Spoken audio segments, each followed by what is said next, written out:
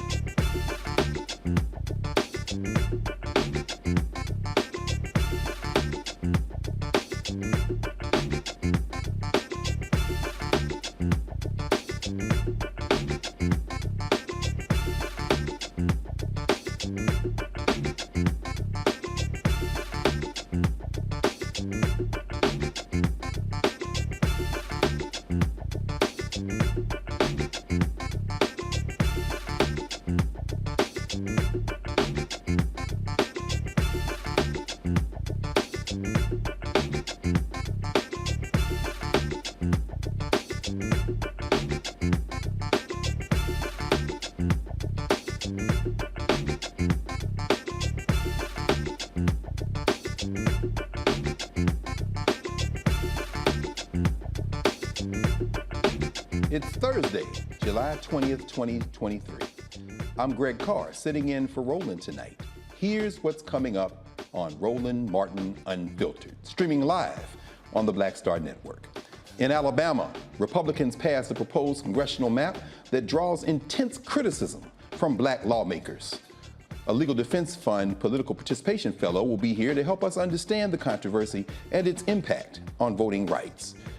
Tuesday, we told you about Louisiana's infamous Angola State Prison allegations, highlighting the treatment of primarily Black boys detained in the former death row building. The Deputy Director of the American Civil Liberties Union's National Prison Project will be here to update us on the case.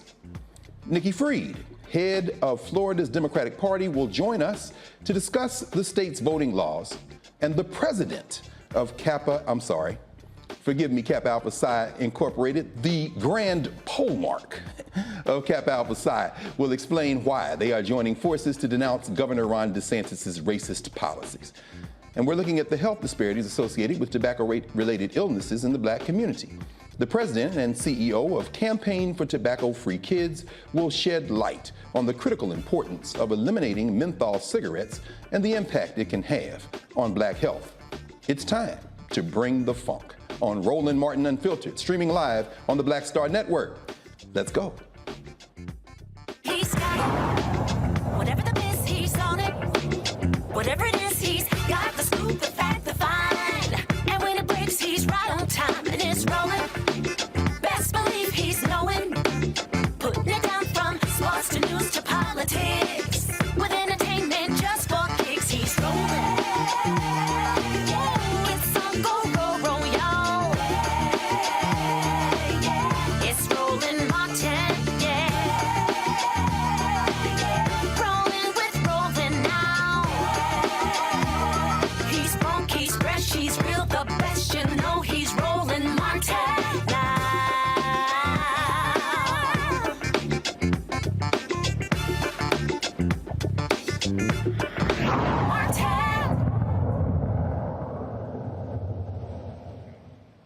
Welcome back.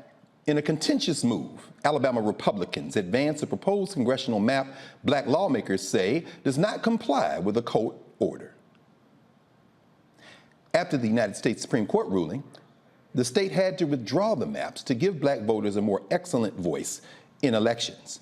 The new map falls short of establishing a second majority black district required by the plaintiffs who won the court case. Instead, the Republican proposal increases the number of black voters in one district, leading to a heated debate on whether it complies with the court's directive. Legal Defense Fund Political Participation Fellow Brittany Carter joins me from New York City to explain if the new maps directly violate the Supreme Court ruling. Thank you for joining us, Ms. Carter.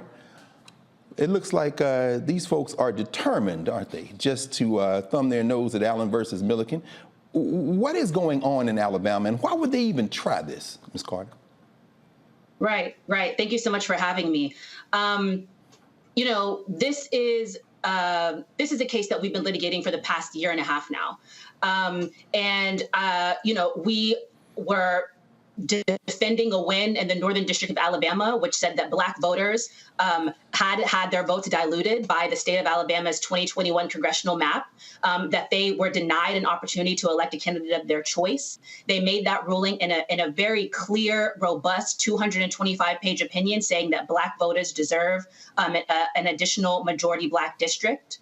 The Supreme Court affirmed that ruling, and I think the state of Alabama is trying to see how far their defiance can get them. I think that they still have an interest in diluting black voting power for their own ends, and you know we're really going to fight them every step of the way on this because our plaintiffs and all black Alabamians are still suffering under these attacks on their political power. And I think on behalf of all of us, thank you for continuing to do this work at Legal Defense Fund.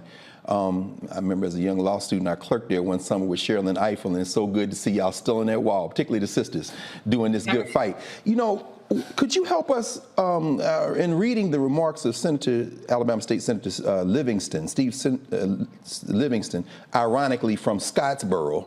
I mean, you can't make this up. He's talking about what opportunity may or may not mean. Are they trying, as some of the folks are saying, to get another bite at this apple by trying to force the Supreme Court to narrow the definition of opportunity or to lay it out? And could you walk us through some of the percentages in District 2 in terms of what they're trying to do and what those who litigated this case in the first place are trying to do in terms of what percentage of black voters in District 2 might be considered putting black folk within the range of having an opportunity to elect someone of their choice? Right. I mean, I think that that's a really astute analysis, actually, of the kinds of ways that Alabama, the redistricting committee and the state legislature are trying to work around this very clear affirmance that the Milligan plaintiffs received in the Supreme Court. One of the things that they've been saying in these hearings that they've been having, because they had to come back into special session in order to try to comply with the court's order and address what the Supreme Court told them to do, one of the strategies has been to say, well, we don't really know what the Supreme Court meant when they said that you won, essentially. They said that our map was a violation of Section 2. Okay, but that doesn't mean that they told us exactly how to draw this map. And so the percentages that they're putting forward are percentages like 39% in an additional district with 39% black voters, with 42% black voters. But it's very clear from what the Northern District of Alabama said and what the Supreme Court again affirmed is that voting in Alabama is intensely racially polarized. In a district where black voters are 39 and 42%, they do not have an opportunity to elect a candidate of their choice. And so what senators like that are saying is essentially, well, we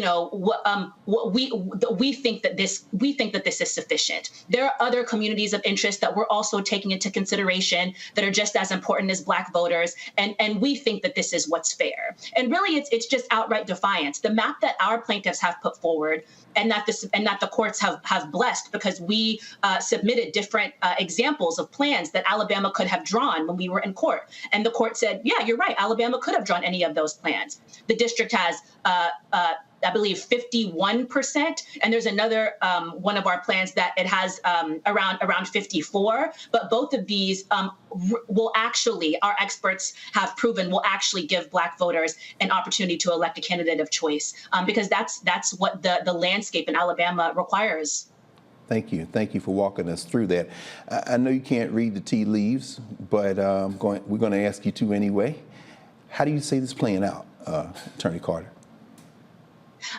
We're going to go back to trial. That's what's going to happen. I think it's a little bit confusing for the average person because after you won in the Supreme Court, I think most people would say, well, where do you go from here? The state of Alabama, your opposing party lost, and they have to follow the directives of the court. But in this situation, the thing that has to happen after you won a decision like this is that the state of Alabama gets the first bite at the apple to sort of go back and remedy their wrongs and to sort of correct their mistakes. The court gives them that privilege, and the court sees, if they're going to do the right thing. In the instance that they don't do the right thing, we have to go to court and sort of litigate exactly how they should do the right thing. We sort of have to make the argument twice. We will definitely do that. We're certainly up to the task. It's unfortunate that they're putting us in this position, but we are defending 2 wins at this point.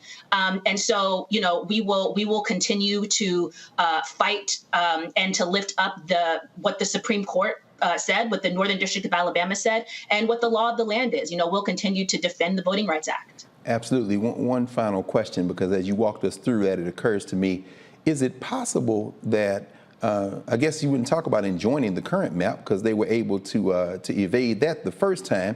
Are we talking about a rocket docket? I mean, are they going to be able to keep this map in place for the next election cycle when it goes to court? I mean, how does that work?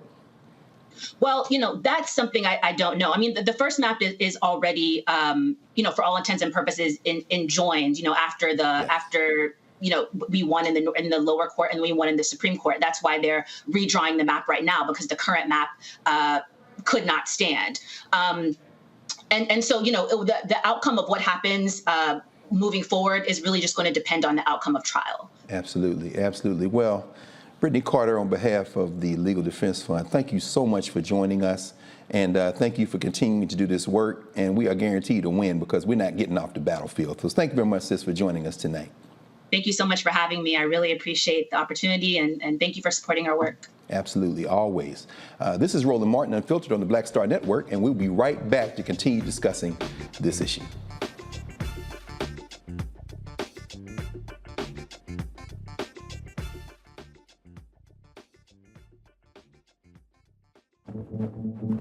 For decades, the tobacco industry has deliberately targeted Black communities and kids with marketing for menthol cigarettes. It's had a devastating impact on Black health. Tobacco use claims 45,000 Black lives every year. It's the #1 cause of preventable death.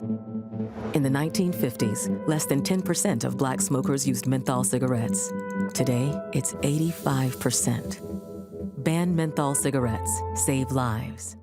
When you talk about Blackness and what happens in Black culture, we're about covering these things that matter to us, speaking to our issues and concerns. This is a genuine people-powered movement. There's a lot of stuff that we're not getting. You get it, and you spread the word. We wish to plead our own cause.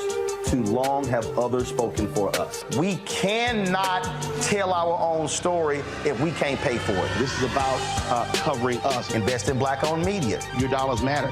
We don't have to keep asking them to cover our stuff. So please support us in what we do, folks. We want to hit 2,000 people, $50 this month, raise $100,000. We're behind 100,000, so we want to hit that. Y'all money makes this possible. Checks and money orders go to P.O. Box 57196, Washington, D.C. 20037- 0196. The Cash App is $RM Unfiltered. PayPal is R Martin Unfiltered. Venmo is RM Unfiltered. Zelle is roland@rolandsmartin.com. On a next A Balanced Life with Dr. Jackie, we're talking all things mental health and how helping others can help you. We all have moments where we have struggles, and on this week's show, our guests demonstrate how helping others can also help you. Why you should never stop giving and serving others on a next A Balanced Life here on Black Star Network. Hello, I'm Paula J. Parker. Truly proud of the Proud Family, Louder and Prouder on Disney+. And you're watching Roland Martin Unfiltered.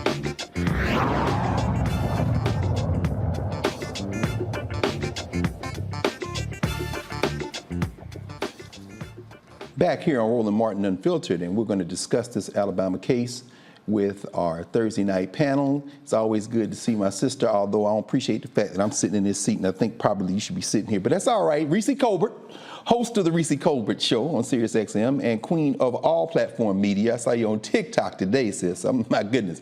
And we're glad to be joined from the state of Florida by Brother Drew Brown, Dr. Drew D. Brown, who is an assistant professor of African American Studies, Sociology, Criminology, and Law down there at the University of Florida. Good to have you, Brother Brown. Reese, I want to start with you. What do you make of this? What's the political play here in Alabama? Well, first of all, you look good in that chair, Dr. Carr. I'm so happy that you're hosting. I was like, ooh, you're hosting is such a treat. But, I think what the play is who gonna check me, boo, once again.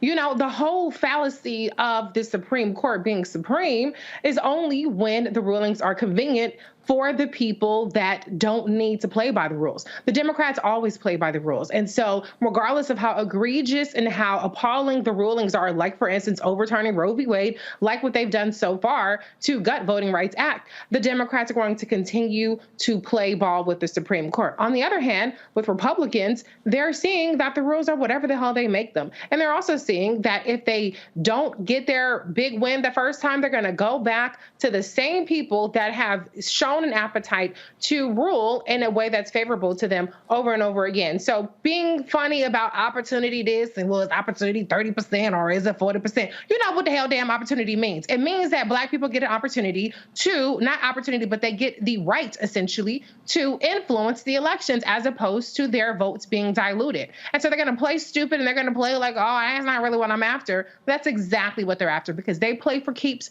all the time, every time. And when they lose, they don't pack up their things and go home. They get right back on the field. And that's what we need to be doing as well. Absolutely. We got to get back on the field. I know y'all got to be tired down there in Florida, Dr. Brown, because y'all haven't had a chance to have a break. And school's about to start again. You've been on the battlefield nonstop. It looks like demographically, at some point, this is going to be a tipping point. You can't really continue to run this kind of game and expect the same result. What's your perspective on this? I mean, we just heard Reese kind of lay out their strategy and what they're planning to do, but this has national implications. Any thoughts on what's going on in Alabama and how this might play out, even influence stuff going on nationwide? And it's good to see you, brother.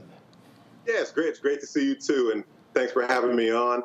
I got to say that when I see things like this going on in Alabama, it's not new. We have to first understand that. But also, these things are going to continue to happen. The Republicans are going to continue to try to sidestep these rules and these laws and get away with as much as they can get away with. I do feel as though they make up their own rules at times, and that's why we have to constantly be battling against these things. But I think it is also important to understand what's at stake here, right? That these laws are essentially robbing Black people and brown people, for that matter, from having the power of the ballot. And Democrats are always, and others are always talking about how we need to use our vote to fight off different folks or different groups and things like that. But now we're being robbed of the ability to even do that. Malcolm X also said that we need to use the vote as well. But the difference with Malcolm X and what he said in his speech, The Ballot or the Bullet, is that he was saying that the ballot is like a bullet and we should throw our ballot when we see our target. And if the target is not in reach, then we should put our ballot back in our pocket. Well, this type of redistricting is putting the target out of reach. And we have to continue to fight to get the target in reach so we can put our votes and use that power. No, absolutely, absolutely. In fact, I want to stay with you for a second here, brother, on this, because, you know, as you mentioned, Malcolm, it made me think about the fact that we did use our ballots in the gubernatorial election that put Andrew DeSantis in office, and it was razor thin, and that's because one of the reasons they stopped counting. I mean, if they had kept counting, we might be talking about Governor Gillum. And then, of course, they're governing as if there's a landslide in Florida. Could you maybe walk us through, and then I'm going to ask Reese the same question. This attempt to say that 30% or 38% creates an opportunity. Do the percentages translate into voter participation, or is there a difference between, okay, you've got X percentage of people in this district, in the Northern District, or in District 7, where we have, of course, Terry Sewell, but if you don't come out to vote, you know, how important is making sure that a majority of that percentage turns out and votes?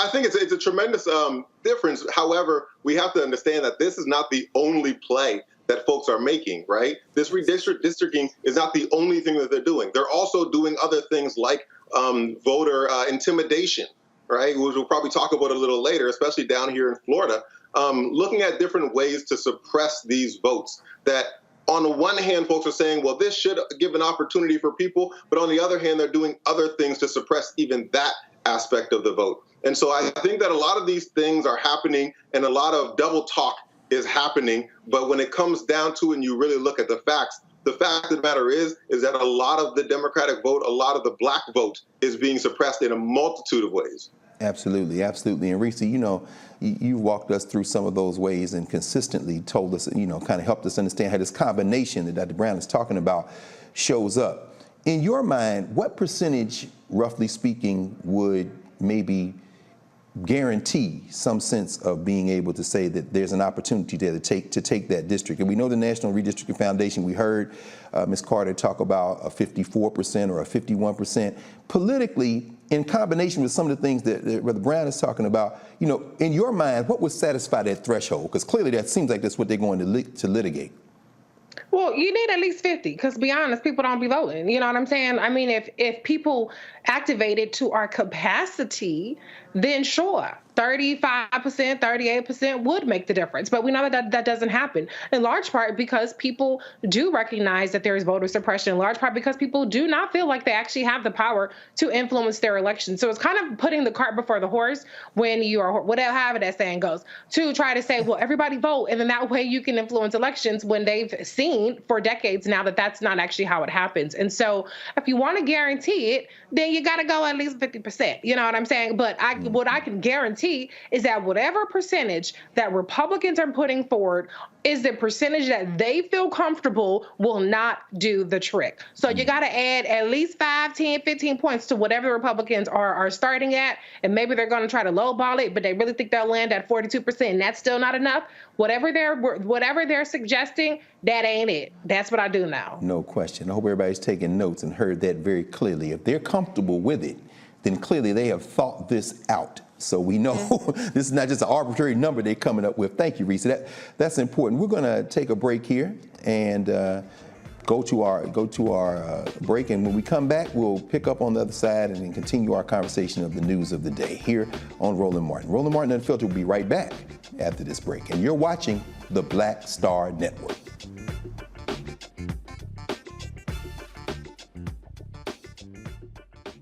I'm Dr. Greg Carr, and coming up on the next Black Table, thinking about the Black freedom movement in a global way. Dr. John Monroe joins us to discuss his book, The Anti-Colonial Front, which maps the social justice movement in the United States and its impact internationally, from Asia to Africa, and how movements like anti-communism were used to slow down racial equality, like critical race theory today. Critical race theory today, communism back then, that's essentially mobilized to shut down any challenges to a given system of power. Connecting the civil rights movement to colonialism on the next Black Table, exclusively here on the Black Star Network. Hatred on the streets, a horrific scene, a white nationalist rally that descended into deadly violence. White people are losing their damn minds.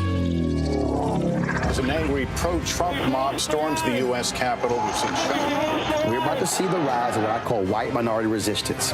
We have seen white folks in this country who simply cannot tolerate black folks voting. I think what we're seeing is the inevitable result of violent denial. This is part of American history. Every time that people of color have made progress, whether real or symbolic, there has been what Carol Anderson at Emory University calls white rage as a backlash. This is the rise of the Proud Boys and the Boogaloo Boys. America, there's going to be more of this. Here's all the Proud Boys, guys. This country is getting increasingly racist in its behaviors and its attitudes because of the fear of white people. The fear that they're taking our jobs, they're taking our resources, they're taking our women. This is white fear.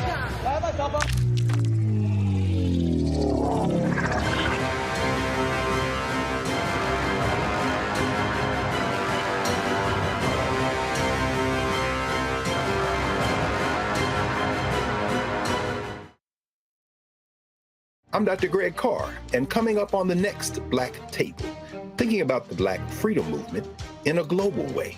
Dr. John Monroe joins us to discuss his book, The Anti-Colonial Front, which maps the social justice movement in the United States and its impact internationally, from Asia to Africa, and how movements like anti-communism were used to slow down racial equality, like critical race theory today.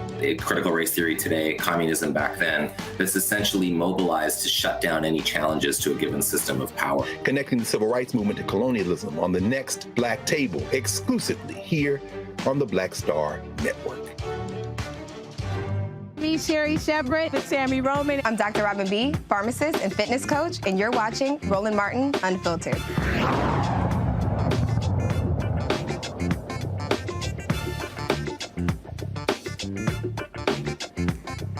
Welcome back to Roland Martin Unfiltered. On Tuesday, we told you about the emergency motion filed in Louisiana about the treatment of juveniles, mostly black boys, detained in Angola's infamous former death row building of the nation's largest adult maximum security prison.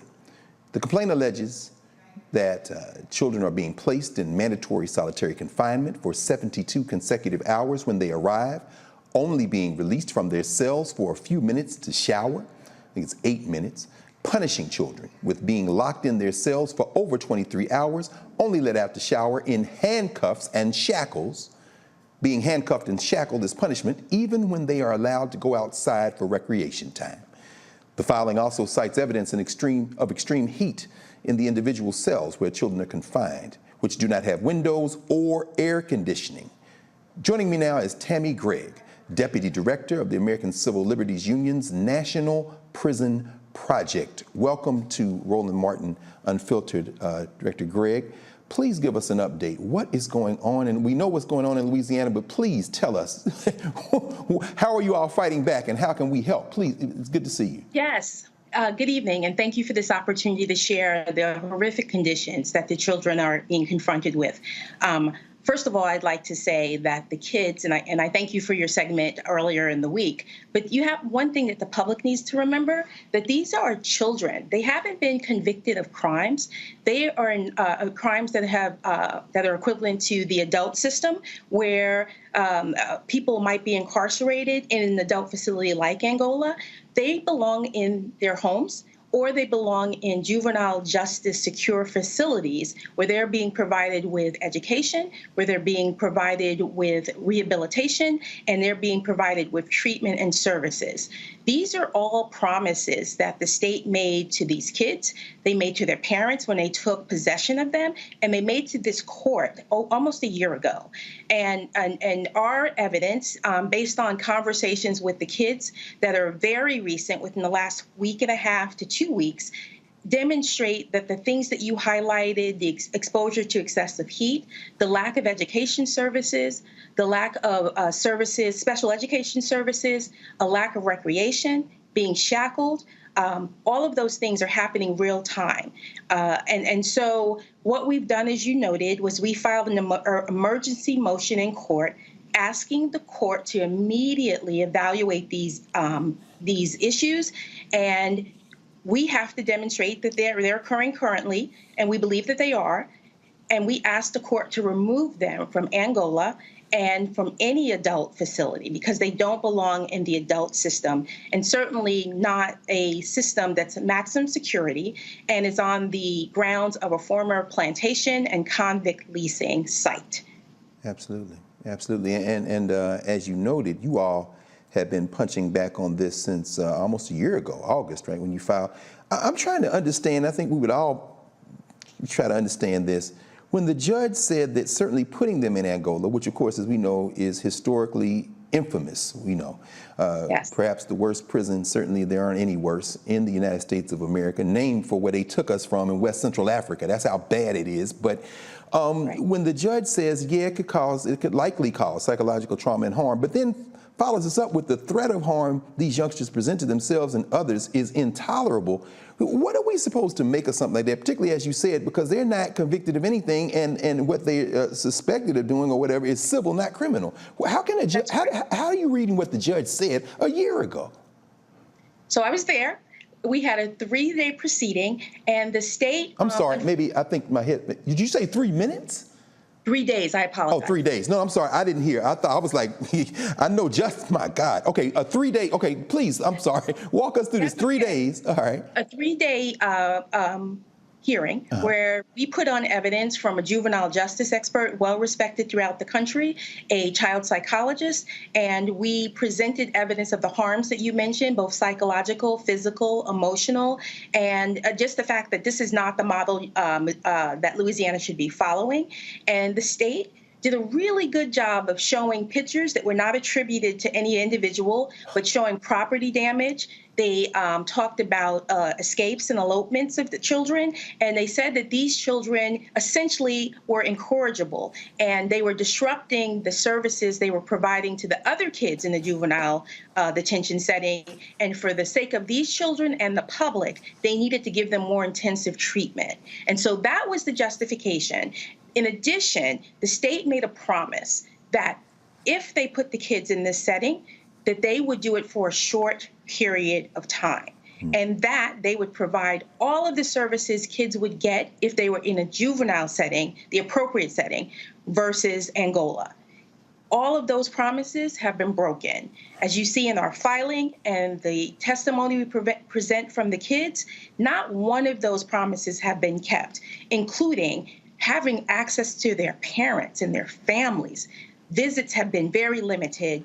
At one point, a state official testified that if they had to, they would get a bus and make sure that the kids had access to their families because they would bus their families in to see them. Yeah. That has not happened once.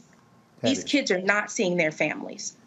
That is, I mean, we say it's surprising, but we live in America. I mean, this is unbelievable.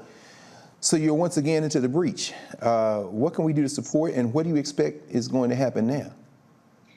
So the court has ordered that we have another hearing based on the present conditions that we are alleging that are problematic on August 15th. We're not sure of the length of the hearing, but it starts on the 15th, which we are very grateful to the court for giving us a hearing so quickly under the circumstances. Mm-hmm. And so we're gathering evidence now, going through sort of the legal dynamics of getting things in place so we can prove our case at trial and show that the kids are likely to suffer from irreparable harm and that this is deliberately indifferent, which is a legal standard that we have to demonstrate.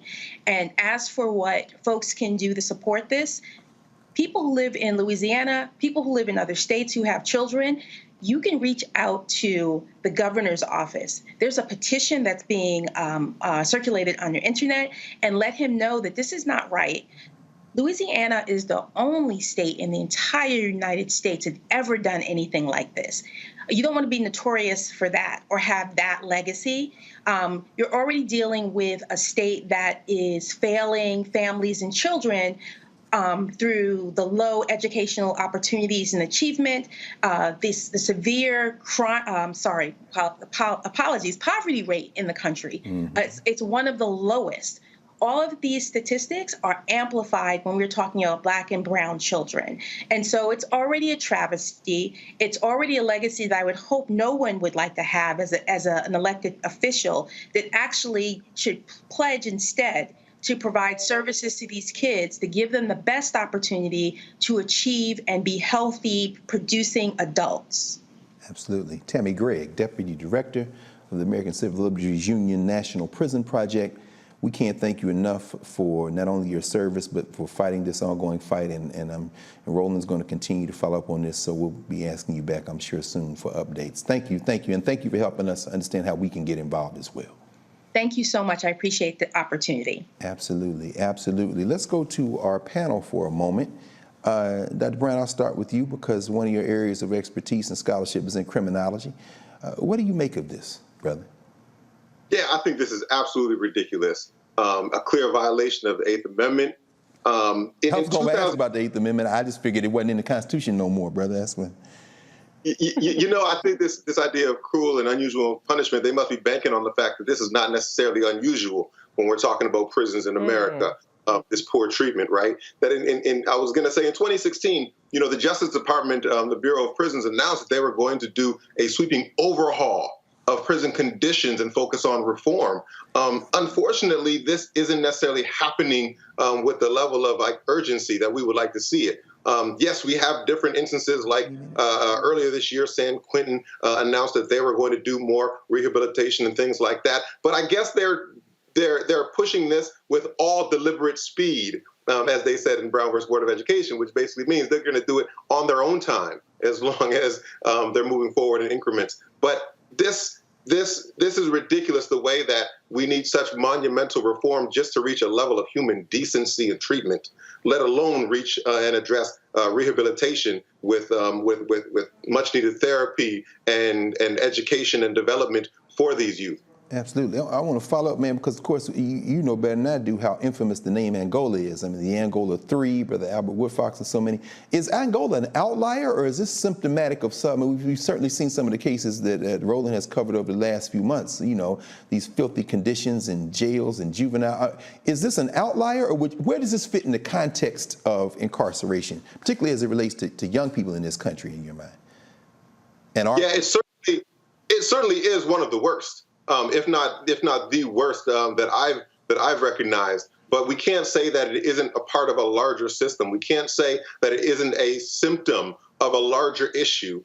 It certainly is part of the culture of America to really look at youth and look at people as criminals and then strip them of all humanity, right? Look at young Black boys and treat them as if they are criminal adults that we want to strip them of their humanity. I think that this is certainly one of the worst. Angola, I think, as much as I've seen, is one of the most egregious examples of that. But it's not that it's not happening in different ways in other areas as well. Okay, yeah, man, this is crazy. Reese, certainly this is something that people would say that political action is necessary, state level, federal level. In your mind, what should we be doing now? And you know, we see them, they're in the courts battling. She's saying, write the governor, you know, as a petition. But in your mind, how do we fight this? How should we be thinking about this in terms of attack? Yeah, I mean, first of all, there's a role for all of us to play. First, people want to know how this affects them. We have a to me, bad attitude sometimes about, well, them's the rules, that you did the time, now you got to pay the crime. But if you care about the law, if you care about the rule of law, then you should care about the fact that by law, these juveniles should not be in Angola to begin with. They are not subjected to punitive punishment based on the law that people claim to care about, making sure that that law gets followed. So keep the same energy for the people who are entrusted with public safety to actually enforce those laws for themselves and for the standards with which they treat people. Because what we're talking about is 14 through 18-year-olds being subjected to unnecessary trauma, going back in the world, and you wonder why 14-year-olds is bopping you upside your head and carjacking people. people because of shit like this. And so if you care about public safety, even if you don't care about humanity, which you should, but if you don't care about that, you should at least care about the fact that one of the most people that go to jail, or a large number of people who are in jail, have actually recidivated. They have actually gone back to jail after multiple offenses. So at 14 through 18-year-olds, we should be focused on, like one gentleman in the story, he has been held up getting his diploma because they are not offering the kind of educational services at Angola that they would get at a juvenile center, which I'm sure isn't even that great in that case. But if you don't want to create lifelong traumatized people who are inevitably likely to continue to put themselves in situations that can cause harm to others, then this is a story that people should be activated on. So again, that is the same way that people tweeted and they said that I want my tweet back because Carly Russell wasn't really missing. Yes. The same way that y'all had that energy for the tweets, the same way y'all have energies for commenting and saying whatever the situation may be, take that energy, go fill out a template and email, write, send a letter, whatever the situation may be, call, that's still a thing, and make sure that people hear your voice. Because if you speak up, then they have no choice but to act, because this is something that has been going on for far too long. But the children should be where, at a minimum, people should draw the line. No, absolutely, absolutely. I mean, it really, I mean, it's beyond disturbing. I mean, you know, we start talking about children who they let them outside and they say, we don't have a ball or anything, we just kind of sit out here, and that's only for a few minutes. And then they say, the state has offered to send things in, send a bus in to bring the families in, they're isolated, and the court just seems to have these folk hostage. Dr. Brown, I mean, as you said, I mean, it seems like it may be the worst, and maybe one of the worst. But you're down here in Florida, and in a minute we're going to talk about returning citizens being intimidated and not being allowed to, or at least feeling that they're not allowed to participate in the political process. How much should we be concerned about stigma as it relates to these young people? They're at an early moment in their lives, and clearly whether or not they triumph, and we're going to continue to fight until they do get triumph, released, or move somewhere else, can this follow them? I mean, is this something, the kind of thing that can scar somebody or imprint them for the rest of their lives? Absolutely, absolutely. I feel like I'm traumatized just listening to the stories about these young Black boys, right? These teenage boys, that it really does bring me back to my teenage years and some of the things that I went through. And so hearing those stories now, going through it, of course they're going to have some issues or some trauma that's going to follow them probably for the rest of their life, for a lot of them, unless they're going to go through some type of therapy and things like that. But even still, trying to wrestle with this. I mean, you got to think that when we were going through the pandemic, there was so much that we did to try to protect people. And then here we have a situation where these young boys are in a situation that can easily be preventable, and they're not being protected. Their health is not being protected. That's ridiculous. And what it goes to show you is how much we value Black youth, how much we value Black young people who are going to go forward and be the future of our communities, of our society, and what we believe is going to happen with them. I think that this is indicative of the way in which we're ready to, not us, but the way in which our society is ready to just toss away Black youth any chance they get. Absolutely. Facts. Well, we're going to pause here, and we'll come back on the side of the break to take our next story. You're watching Roland Martin Unfiltered on the Black Star Network, and we will be right back.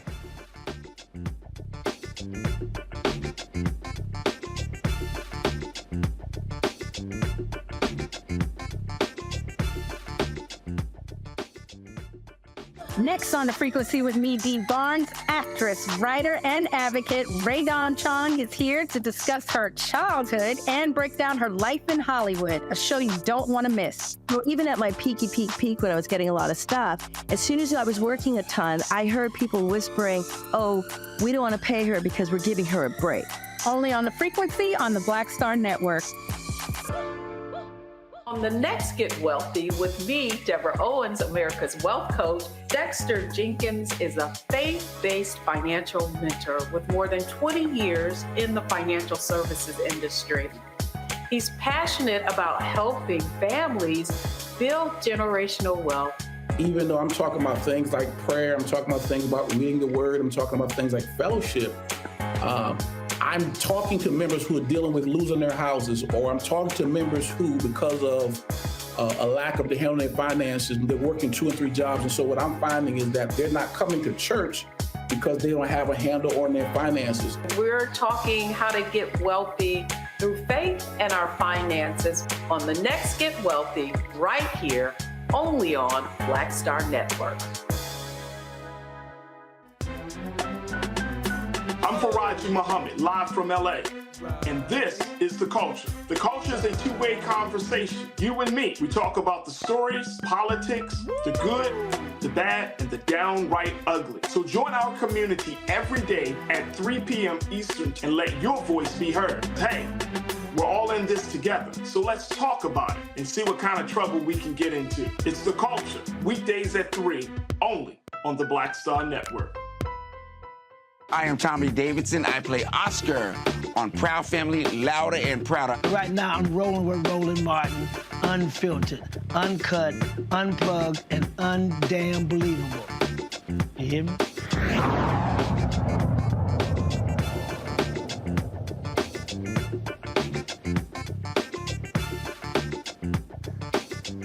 Welcome back to Roland Martin Unfiltered here on the Black Star Network. During today's House of Representatives subcommittee hearing on the weaponization of the United States government, United States Virgin Islands Representative Stacey Plaskett blasted House Republicans for giving a platform to presidential candidate and vaccine conspiracy theorist Robert Fitzgerald Kennedy Jr.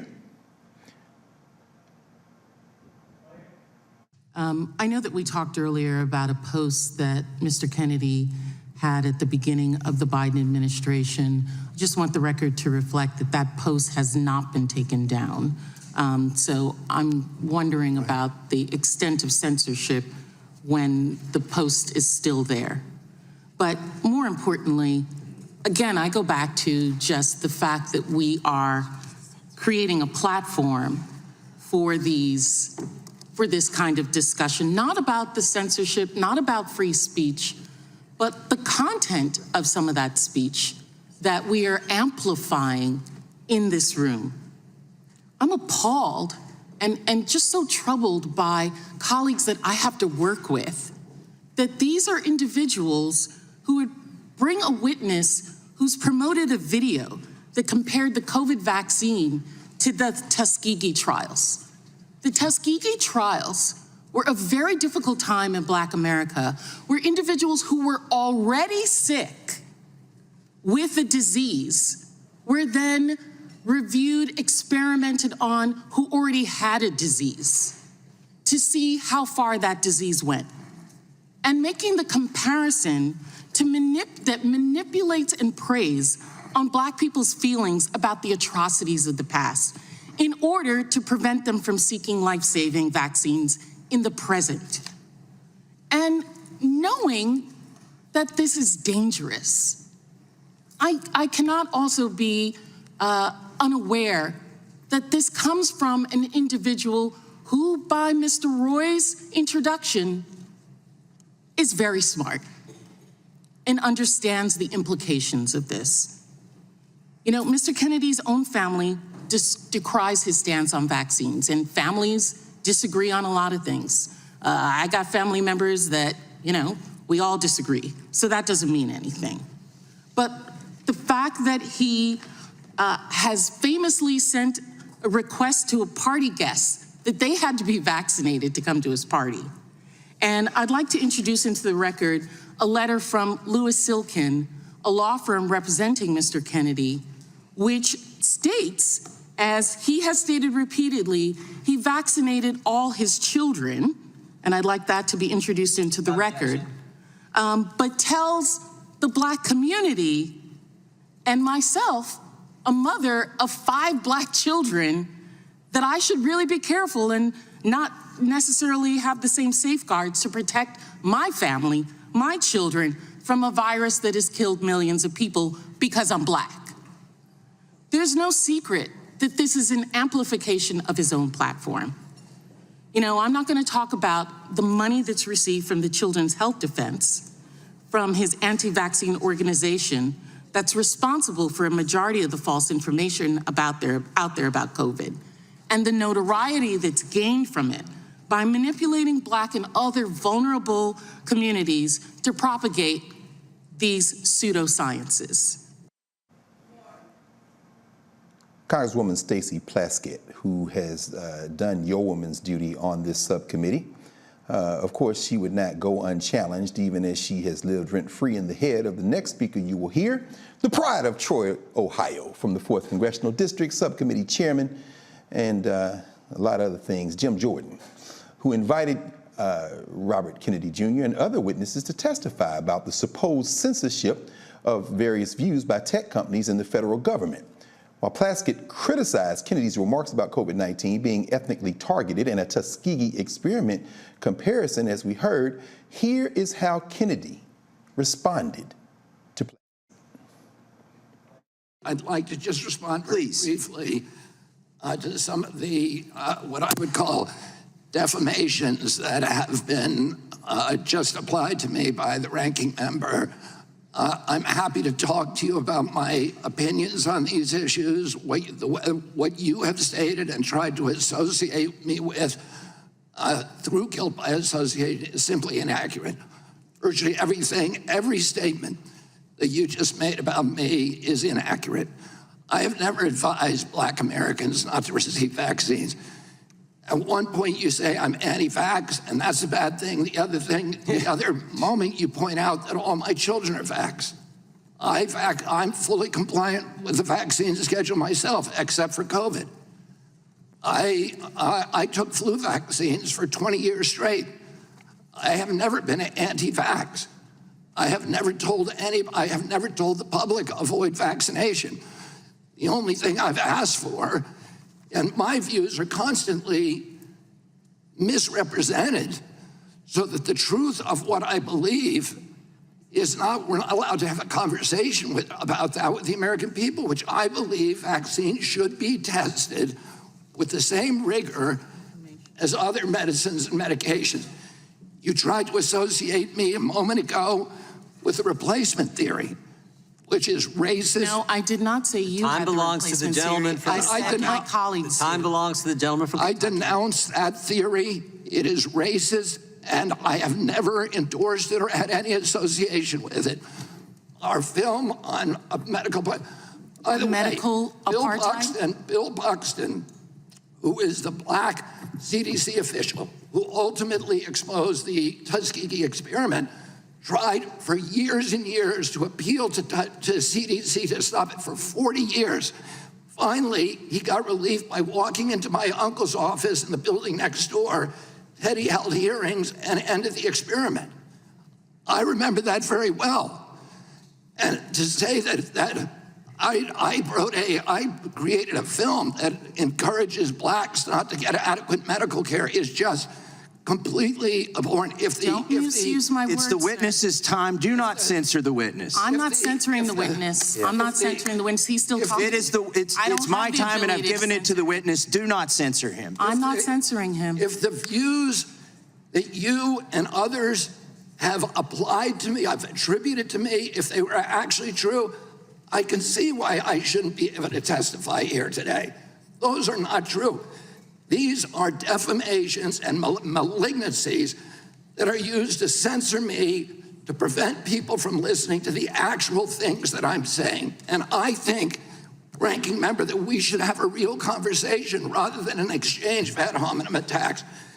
And answer very quickly to your question, the term malinformation was coined to describe information that Facebook and Twitter and the other social media sites understood was true, but that the White House and other federal agencies wanted censored anyway for political reasons because it challenged official orthodoxies. I'll give you one example. I was included in a group called the Disinformation Dozen.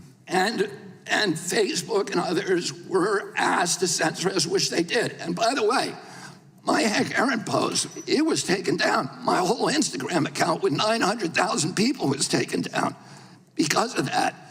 Oh, they knew, Facebook knew that the disinformation doesn't claim. And what they said, if the disinformation doesn't came from this very shady group called the Center for Preventing Digital Hate in England, that's funded by dark money, that should be looked into. They claim that 65% of the vaccine misinformation on the internet was generated by those 12 people. Facebook itself said that is impossible. That is false information. We know that not to be true. And yet, when the White House asked them to censor this disinformation doesn't, including me, they did it anyway when they knew it to be untrue. Robert F. Kennedy Jr. Well, our beloved Reese, you have been trying to help us understand how weaponized ignorance and misinformation works. What do you make of, I think the young people call it platforming, something like that? And I mean, what did we just see, and how dangerous is it, not dangerous? What's your take on what we just saw, Reese? Well, first of all, he's full of shit. And the first thing people want to do when they get caught red-handed is be like, you're lying. I don't know where you got that from. No, she didn't just pull it out of her asshole. She had the receipts, and all you had was bullshit that you could barely get out. So I don't think so. The fact of the matter is that he, along with others, have targeted the Black community with laser-like precision with disinformation. And the reason why it's called disinformation is because it is intentionally either recontextualizing in a way that is misleading, or it is intentionally giving people incorrect information.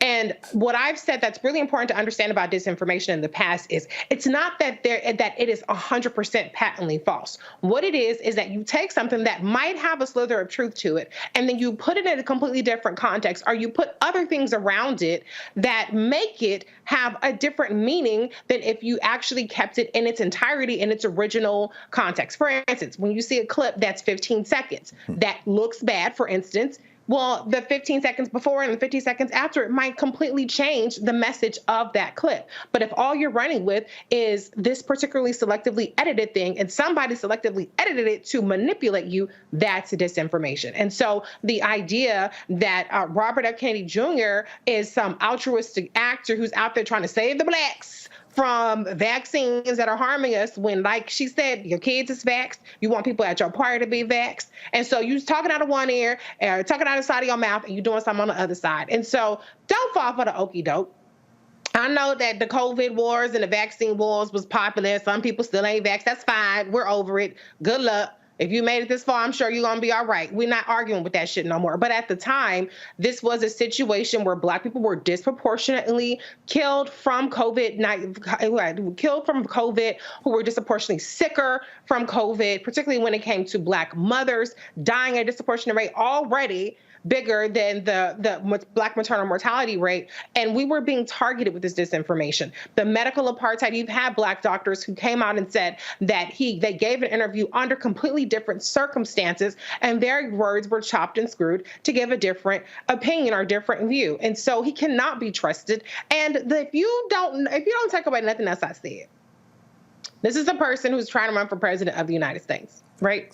He's not going to get the nomination, but that's fine. Mm-hmm. If the Republicans thought that this person was credible in any kind of way, if the Republicans thought, hey, if this guy got the nomination, he would be good for our country, he would be in opposition to our platform, the Republican Party would not, Jim Jordan's funky ass would not be inviting RFK Jr., giving him the platform of a congressional hearing. They would not, under any circumstances, be doing that if they felt that he was at all a threat to the Republican orthodoxy, to their white nationalism, and to their threat to the Black community and Black humanity. So if you don't take nothing else, you don't have to trust anything that I have to say about the situation, about COVID or the vaccines or whatever.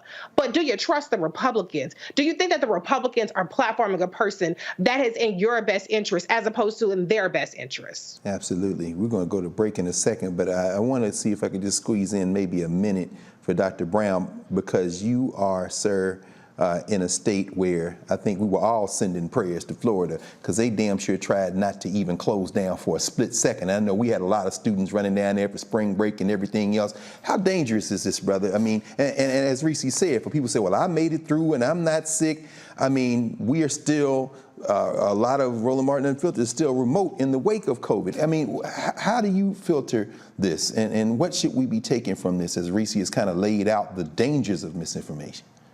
Yeah, she's done a great job of doing it, and I definitely, my hat is off and got to thank Congresswoman Plaskett for checking RFK Jr., because we can't let this stuff go unchecked. And she was very careful to say she's not against free speech, but she can't believe the way in which they're giving so much attention to this, right? We really should be checking this, because what this does is it creates a belief system. It creates a culture where people are starting to, where this snowballs and people will start to believe these things and then start to dismiss the very thing that is killing folks, disproportionately killing Black folks, right? And so I think that to be able to shut that down and call this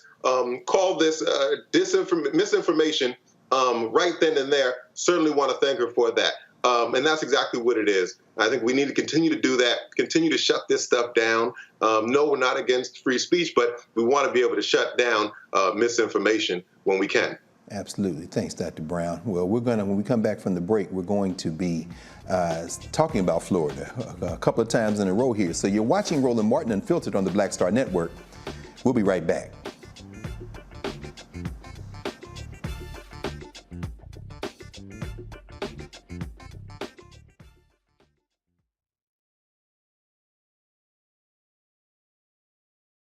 Hatred on the streets, a horrific scene, a white nationalist rally that descended into deadly violence. White people are losing their damn minds.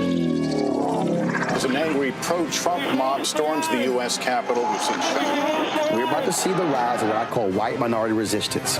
We have seen white folks in this country who simply cannot tolerate Black folks voting. I think what we're seeing is the inevitable result of violent denial. This is part of American history. Every time that people of color have made progress, whether real or symbolic, there has been what Carol Anderson at Emory University calls white rage as a backlash. This is the rise of the Proud Boys and the Boogaloo Boys. America, there's going to be more of this. Here's all the Proud Boys, guys. This country is getting increasingly racist in its behaviors and its attitudes because of the fear of white people. The fear that they're taking our jobs, they're taking our resources, they're taking our women. This is white fear.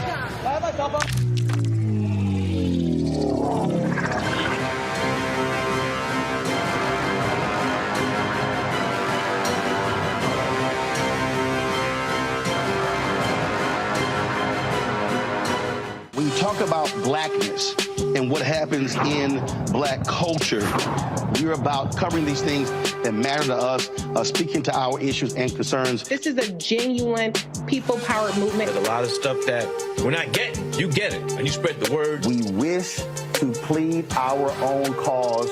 Too long have others spoken for us. We cannot tell our own story if we can't pay for it. This is about covering us. Invest in Black-owned media. Your dollars matter. We don't have to keep asking them to cover our stuff. So please support us in what we do, folks. We want to hit 2,000 people, $50 this month, raise $100,000. We're behind 100,000, so we want to hit that. Y'all money makes this possible. Checks and money orders go to P.O. Box 57196, Washington, D.C. 20037-0196. The Cash App is $RM Unfiltered. PayPal is R Martin Unfiltered. Venmo is RM Unfiltered. Zelle is Roland at RolandSMartin.com.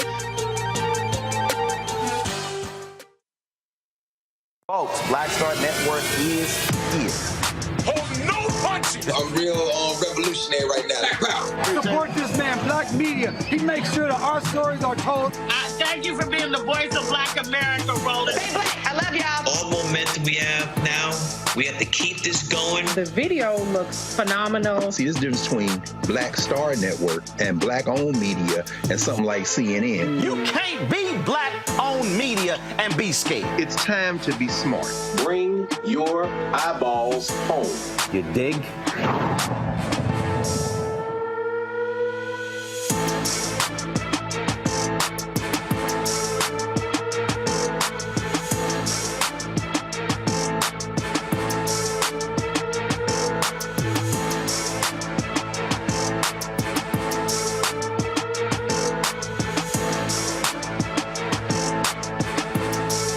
Farquhar, executive producer of Proud Family. Bruce Smith, creator and executive producer of The Proud Family, Louder and Prouder.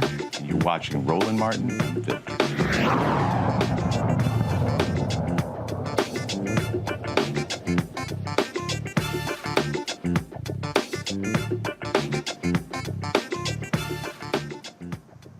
Welcome back to Roland Martin Unfiltered on the Black Star Network.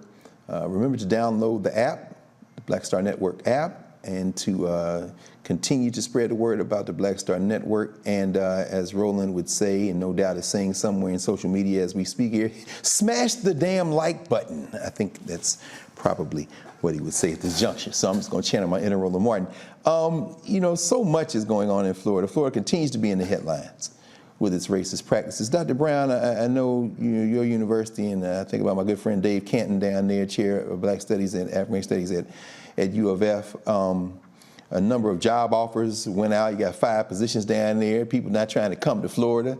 I see now something very similar is happening in Texas. Certainly, Roland's covering, of course, what's happening in Texas A&M. Any thoughts on the climate generally in Florida as we begin to turn toward discussing everything from voting rights to reinstating the rights of our returning citizens to the lawsuits that are currently being filed? I mean, give us a temperature check to the degree that you can there in the Sunshine State. Yeah, I can tell you there's so much going on down here. And the folks that are engaged in it are having to sort of juggle all of these things at the same time because there's so many things that are happening. I do feel like when it comes to the climate down here that I wish there was more.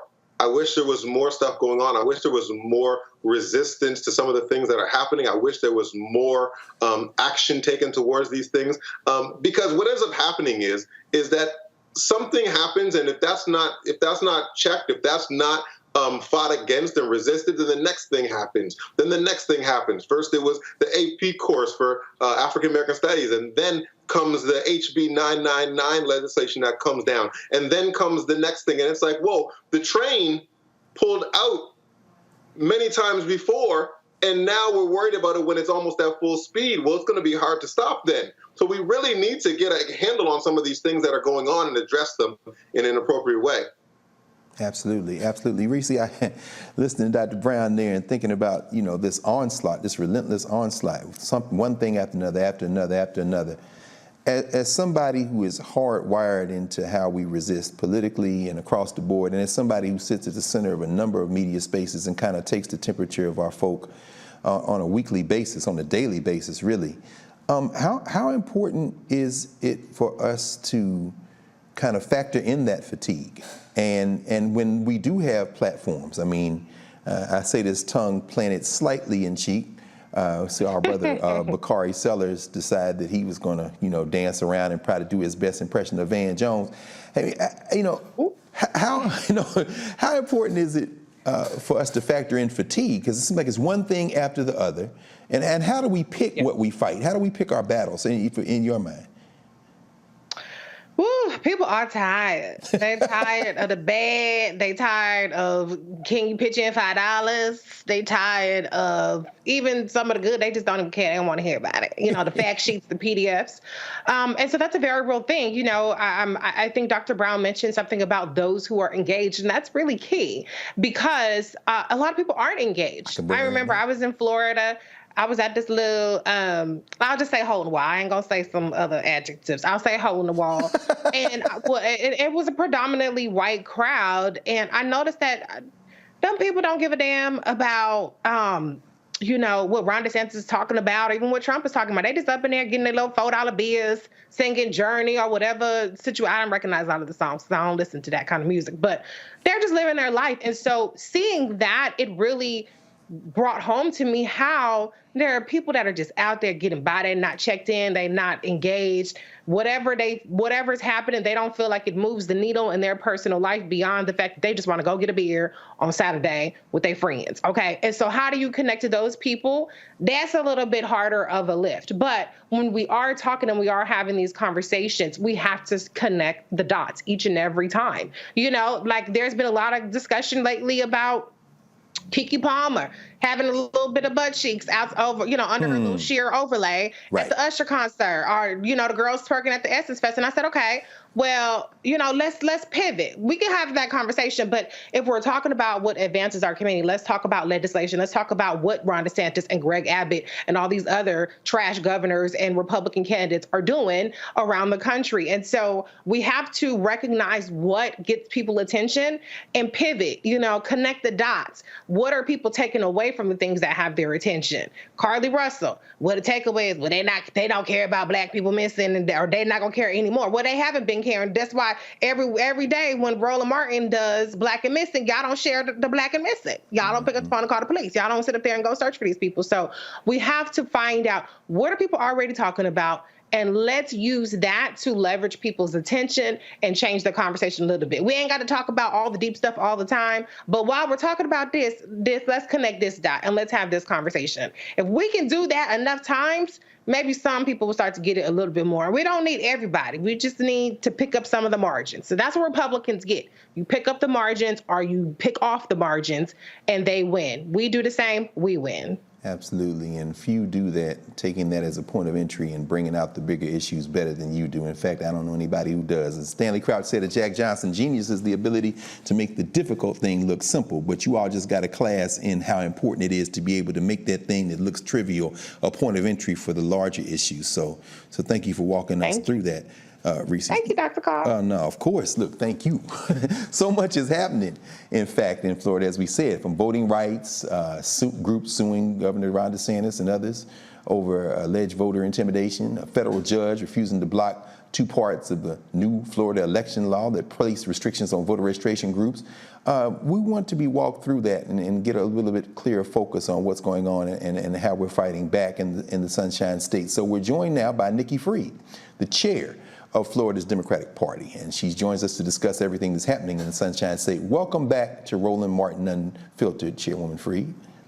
Thanks for having me on tonight to talk about such an important issue, not just for Florida, but as we all know, that so much of this insanity and this extremism starts here and it is going across the rest of the country. So we are ground zero here in Florida, and we are going to continue to fight back. No question. Well, please, we know that I think yesterday in federal court there was a suit filed saying that the DeSantis administration purposely did not fulfill the requirements of the 2018 Amendment 4. We know what the people voted for, we know what they wanted, and we know what the state is doing.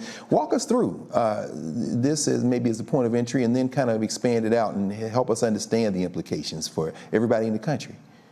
Yeah, so Amendment 4 was passed in 2018 when I was on the ballot that year running for Commissioner of Agriculture, being the only statewide elected Democrat that kind of finished the finish line that year. But we all voted for it, and it wasn't just a Democratic issue. It was overwhelmingly voted on by the people here in our state, Democrats, Republicans, Independents. And what it was doing is to fix a problem that's happening here in our state in the clemency process of returning citizens after they have served their time. And as a past public defender, I fought really hard for Amendment 4 in 2018. And then as our commissioner, as a member of the Florida cabinet, member of the clemency, I watched and fought in 2019 when the Republican Party implemented the modern day Jim Crow laws, making it nearly impossible for over 1.4 million returning citizens that would be eligible to get back onto the rolls. And so what they did was, it wasn't just enough to make people pay back the restitution, which I agree with, that if you have harmed an individual, that you have an obligation to pay back that restitution. The issue comes into court costs and fines that are levied in association with your criminal case. And a good chunk of public defenders, and I certainly would encourage if anybody is a public defender watching this, always be doing this, that the end of any of the plea agreements to be asking for court costs and fees to be moved to a civil judgment and not to carry with the criminal case. But that hasn't happened in a vast majority of cases in the historical aspects of Florida. So now you have people all across our state that now have to go through an additional hoop in order to get their rights back. And most of the times, people don't even know where to find the information to make sure that you are paying off your court costs and your fines. And some are people that can't afford it to begin with. So moving forward, in the clemency process, I continue to bring up we need to do it better in the clemency, not just in Florida statutes. But unfortunately, Ron DeSantis went with the legislature and made the clemency process mirror that of the implementation of the constitutional ballot. So fast forward to 2022, where right before an election, 20 individuals who were returning citizens were arrested for allegedly false for voting when it was not permissible, and it created voter intimidation all across our state. I still am hearing from individuals who are scared to vote, scared to register to vote. How many minutes? No. Go ahead, Chairwoman Fried. I'm sorry about that. So basically what's happened is this is not the will of the voters. The will of the voters were to give back people their rights and say, if you've served your time, then you deserve your rights back. You deserve to register to vote and to vote for who is president of the United States and who's governor of our states, that you have the right to run for office, to sit in a jury, which no one wants to do, but that's part of being somebody who is part of the civil process here in our country. But what's happened is that Ron has intentionally made it more difficult to register people to vote, has made it more difficult for returning citizens to get access to the information, to be active participants in the electoral process. And good for our group to come out there and to file a lawsuit on what is, in my mind and in their minds, a violation of individual civil rights. Chairwoman Fried, thank you for joining us and for updating us. And I want to say, while we have you here, a lot of folk think that the gap between the Democratic Party and the Republican Party in power in Florida is a big chasm, but let's not forget that only a few moments ago, in ticks of the electoral clock, it was razor thin, and I think we would have won if they had kept counting those votes. So it's good to know that you're still on the case and the lawsuit has been filed, and thank you for walking us through that and helping us understand that we will not be intimidated. And again, Florida in so many ways is the tip of the spear. Thank you for joining us. That is correct. Absolutely. Thanks for having me on today. Of course. Nikki Fried, Chair of Florida's Democratic Party. We will be back here at Roland Martin Unfiltered in a moment. We'll toss the break, and when we come back, we're going to pick up and still stay in the state of Florida with the grand pole mark of Kappa Alpha Psi Fraternity Incorporated. Back in a moment here, Roland Martin Unfiltered on the Black Star Network.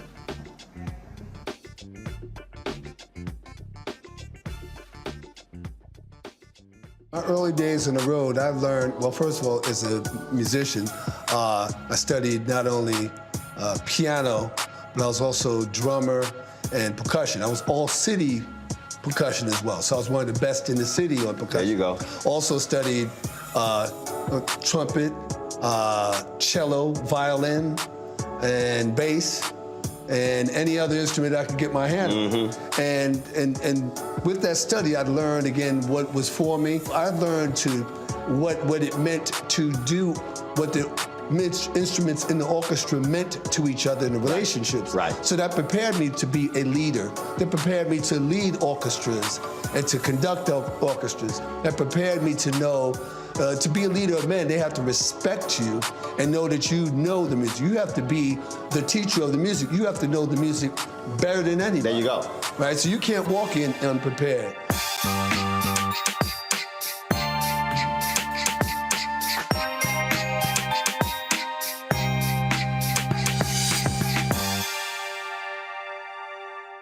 Next on The Frequency with me, Dee Barnes, actress, writer, and advocate Redrawn Chong is here to discuss her childhood and break down her life in Hollywood, a show you don't want to miss. Well, even at my peak when I was getting a lot of stuff, as soon as I was working a ton, I heard people whispering, oh, we don't want to pay her because we're giving her a break.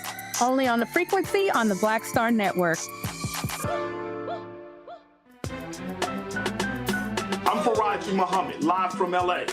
And this is The Culture. The Culture is a two-way conversation. You and me. We talk about the stories, politics, the good, the bad, and the downright ugly. So join our community every day at 3 p.m. Eastern and let your voice be heard. Hey, we're all in this together. So let's talk about it and see what kind of trouble we can get into. It's The Culture, weekdays at 3, only on the Black Star Network.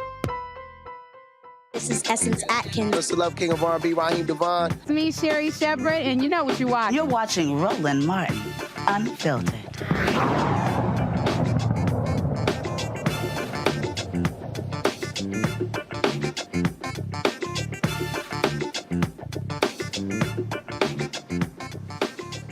Welcome back to Roland Martin Unfiltered here on the Black Star Network. We're going to stay in Florida. We're going to stay with some of these racist policies that the governor has been putting in place. Governor Ron DeSantis, aided and abetted by his supermajority in the legislature. The NAACP and other groups have already issued travel advisories for the state of Florida for the insensitive, discriminatory, and racist policies being promoted by Governor Ron DeSantis and his allies. But this week, one of the oldest black fraternities, I think it's the second oldest black fraternity coming out of Indiana University, Kappa Alpha Psi Fraternity Incorporated, is holding its annual conference in Tampa, Florida. Brother Brown, they're near you, and they're joining the coalition of organizations in solidarity against those policies. Joining us from Tampa is Reuben A. Shelton III, the 34th International Grand Polemarch of Kappa Alpha Psi Fraternity Incorporated. Welcome to Roland Martin Unfiltered, Polemarch Shelton. How's it going down there in Florida, man? Y'all staying cool? It's raining like crazy. Oh no, are you serious right now? Yeah, I'm looking at a window right now and it's pouring down, but we're good. That's all right. The nukes can't be stopped. At least that's been my experience with y'all. So tell us what's going on. You have called for some action, and I'm sure your fraternity brother and one of the great influences on me and so many others, untold others, the great Lerone Bennett Jr. is smiling from the ancestral realm when he knows what the stances you all take. Walk us through what's going on down there and how you all are approaching fighting back. Well, it was just important that we send a message today, that we have a press conference to the public, to our members at large, that we want to stand in solidarity with our brothers and sisters down here in the Tampa area. You know, they're going through something right now, and they need all the help that we can possibly give. You know, we're part of the D9 organization, and as part of the D9, we always have this phrase that says we're better together. And as an organization, the National Panhellenic Council, we have gotten together to show our support for what is going on with our brothers and sisters down here in Tampa. But because the Kappas are in town today, we wanted to make sure that we as an organization made it very, very clear that we don't like what's going on, and we want to help. We want to help the people in Tampa and the people in Florida, fight these horrendous actions by the governor. Absolutely. I want to go to our panel so we can get some folk in the conversation, including somebody that's not too far from where you all are right now. Dr. Brown, particularly given what's going on with the advanced placement course, we've seen some of that here in the District of Columbia area. Some of the teachers who are going to teach next fall were actually here last week for the College Board's intensive to really grapple with the case. Any questions you have for Polemarch Shelton as we're thinking about what the stand that Kappa has taken?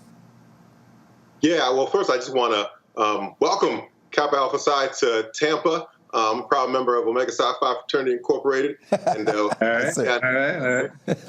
I know our grand boss Ricky Lewis was down here, but I think it's great how these organizations are lending their support and making it clear of where they stand and what expectations they have. I think it's important to do that for a number of reasons. One, I think it really does tell the local folks that they're not alone. The head of the Florida Democratic Party or whatnot, she said previously that that this is ground zero, and it certainly feels like it. It feels like everything is happening here first, and then other states are picking up on that and running with it and taking it to their own states. And so for folks to come down here and show their displeasure with what's going on speaks volumes as it pertains to how we view or how we believe we're being viewed by the rest of the country. Oftentimes, sometimes a lot of people that I've talked to here feel as though they're being forgotten about, that no one really cares what's going on in Florida, or they just write Florida off. But the fact of the matter is that many people are watching and many people are concerned and want to show that concern. Exactly. And we have partnered with the local NAACP chapter here. We've also partnered with the Urban League, the local Urban League office down here. We've got the incoming president of the National Bar Association, who is also a Kappa. He's here, and he was part of the press conference, as well as Brother John Jacob, who's a longtime Kappa member and a former president of the National Urban League. He was also a part of the conference. And so we made our displeasure very clear. And we have offered our support, not only our political support, but our financial support to the local organizations down here to help them fight these horrendous acts. Thank you, Paul Mark Shelton. Reese, we often joke and hear, certainly on the show, as we've had our conversations about everybody gathering, the social gatherings, the Essence Fest, and all. I wonder if you have any questions for Paul Mark Shelton as he reminds us that these organizations were not started as social organizations, but anyway, please get out of your way so y'all can have a conversation. Thank you, Paul Mark Shelton, for being here. My question is, how have you incorporated civic engagement into your conference this time around? Protesting is obviously great, but then people go back home and they need to be engaged. You have educated, you have successful brothers who are going back home and could make a difference in their community. So has that played a role in your conclave this time? Oh, absolutely. I mean, we have very strong, successful brothers right here in Florida. And right here in the Tampa area, Brother Les Miller was the longtime chairman of the Tampa City Council. And, we're not just talking the talk and then going home. Again, we're also going to support financially and politically, but we've got strong chapters here in Florida, Orlando, Miami, here in Tampa, Fort Myers. I mean, we're all over the state of Florida, and we are committed through our local chapters to do whatever it takes to help fight these actions. And the local chapters will have the full support of the grand chapter and all of our chapters over the world, and we are literally all over the world. But I mean, we're engaged in this. And I told my brothers today that we're not just paying lip service. We're not just doing this as a photo op or a media hype. This is something that we are totally committed to because, as Brother John Jacob said today, it's happening in Florida. But tomorrow it could be in Missouri, where I live, or in Philadelphia, where our or Pennsylvania, where our international headquarters is situated. So, you got to fight it now, and we are totally into this, and we are totally dedicated to doing just that. Absolutely. I lived in Philly for almost 20 years, Paul Mark Shelton, and many a day I passed by the national headquarters there in North Philly on Broad Street, and I think about all the money that you have raised and invested in our young people with scholarships, and for folk who think Greek-led organizations aren't important. There's a reason why Ketanji Brown Jackson was sworn into Delta today. We're far from irrelevant these days, and I say that as a son of Alpha. But Alpha and Kappa, of course, on historically white colleges, but Kappa Alpha Psi is setting an example for all the rest of us in the D9. So thank you for joining us and for taking just a minute out of your time. This is Reuben A. Shelton III, of course, the 34th International Ground Pole Mark of Kappa Alpha Psi fraternity, currently meeting to 20,000 or so of that 250,000 that are worldwide in Tampa, although it's raining. So thank you for taking a moment to join us, Paul Mark Shelton. Thank you for having me. I truly appreciate it. Of course, brother, of course. We're very happy to have been joined. Again, you're only going to see this on Roland Martin Unfiltered. You're only going to see this kind of coverage and this kind of conversation. And right now you're watching Roland Martin Unfiltered on the Black Star Network. We'll be right back after this break.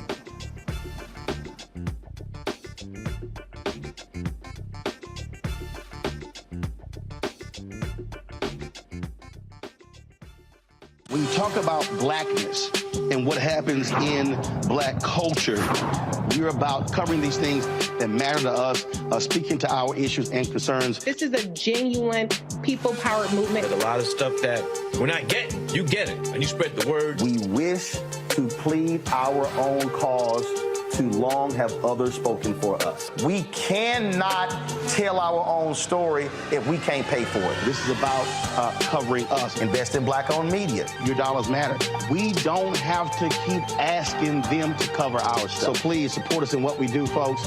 We want to hit 2,000 people, $50 this month, raise $100,000. We're behind 100,000, so we want to hit that. Y'all money makes this possible.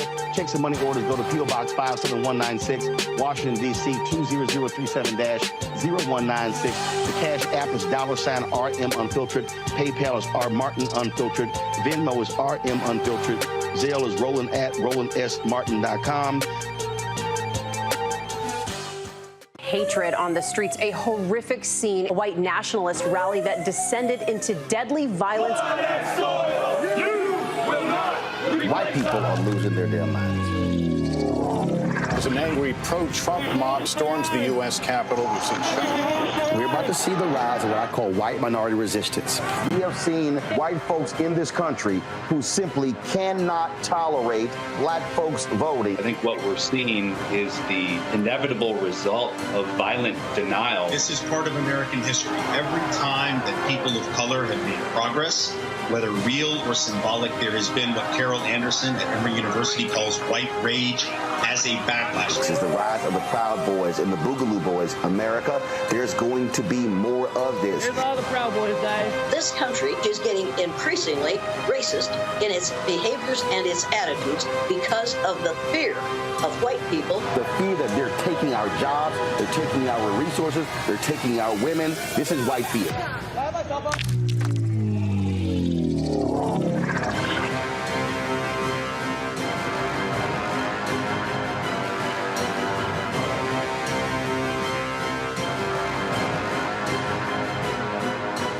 It's John Murray, the executive producer of the new Sherry Shepherd Talk Show. This is your boy, Earthquake. And you're tuned in to Roland Martin, Unfiltered.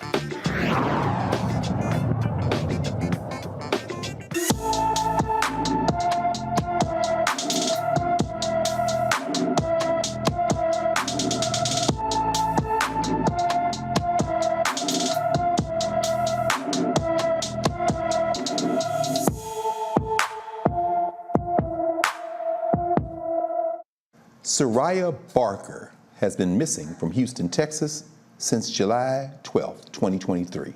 The 17-year-old is 5 feet, 7 inches tall, weighs 120 pounds with brown hair and brown eyes. Anyone with information about Soraya Barker is urged to call the Harris County, Texas Sheriff's Office at 713-221-6000. That's 713-221-6000. Let's go to the Magnolia State, Mississippi, where its Legislative Black Caucus wants everyone in Rankin County Sheriff's Department involved in the severe police brutality case to be charged. Let's look at the letter here. The black lawmakers sent a letter to State Attorney General Lynn Fitch, to demand action against all those who played a part in the vicious assault against Michael Corey Jenkins and Eddie Terrell Parker. The letter in part says, the Mississippi Legislative Black Caucus, the representative voice of over 1.3 million African Americans and people of color in the state of Mississippi, requests the indictment of all members of the Rankin County Sheriff's Department involved in the brutal torture and assault of Mr. Michael Corey Jenkins and Mr. Eddie Terrell Parker. All parties responsible for these heinous crimes should be held accountable for their actions and should be prosecuted to the fullest extent of the law. For transparency, we urge you to take action and immediately release the investigative findings related to this incident. Jenkins alleged that the deputies placed a gun in his mouth, fired it, and attempted to assault him and Parker with a sex toy during a 2-hour interrogation for suspicion of distribution of drugs. The Department of Justice is investigating the case. We'll continue on now to the Senate Judiciary Committee here in D.C., which approves a new ethics code for the Supreme Court following reports of justices' interactions with wealthy donors. Really? There's gambling? Gambling going on. The line from Casablanca. The legislation imposes new ethics rules on the court, including new standards for transparency around recusals, gifts, and potential conflicts of interest.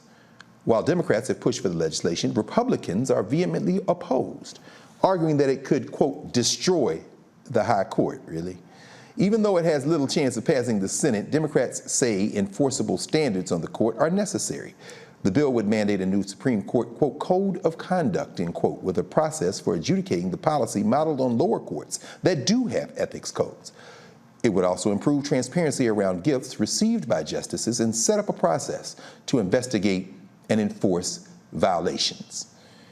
Oh, Lord, let's go to my home. Well, no, is it my home state? I don't know. Country Music Television is removing country singer Jason Aldean's song, Try That in a Small Town, from its rotation amidst growing backlash. The song, which contains violent news footage and provocative lyrics, sparked controversy and accusations of promoting violence. Many celebrities and musicians are calling him out. The View's Sunny Hostin explains why Aldean's video choices were intentional.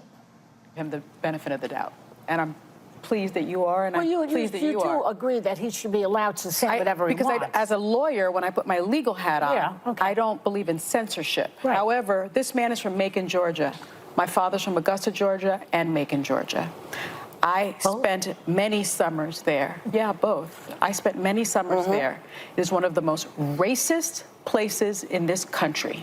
So don't tell me that he knew nothing about what that imagery meant and what he.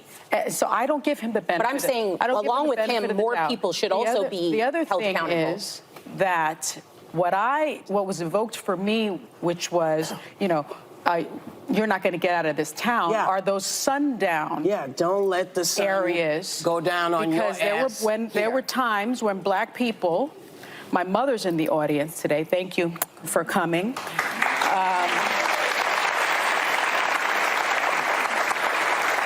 And my mother and father, because they were an interracial couple, were run out of South Carolina by the KKK. And my father is still scarred from that experience, and you are still scarred from that experience. So we're all still scarred from that experience. So don't tell me that not only was he aware of what he was doing by using that imagery, he embraces that imagery. And unfortunately, this became the #1 song on US iTunes. We have a problem in this country about race, and the biggest problem is we refuse to admit that it exists. Well, don't you? Thank you, Sonny. Because in that song, Aldean calls out the 2020 Black Lives Matter protest after the deaths of George Floyd and threatens for protesters to try that in his small town. By the way, shout out to the 10th anniversary of Black Lives Matter around the country this weekend. I was in Los Angeles with a frequent guest here at Roland Martin Unfiltered, part of the Black Lives Matter LA coalition out there. And it's very important to understand that, he's challenging that. Here are a few of the lyrics. Let's look at his lyrics. Quote, sucker punch somebody on a sidewalk, carjack an old lady at a red light, pull a gun on the owner of a liquor store. Y'all think it's cool? Well, act like a fool if you like. Cuss out a cop, spit in his face, stomp on the flag and light it up. Yeah, you think you're tough. Well, try that in a small town.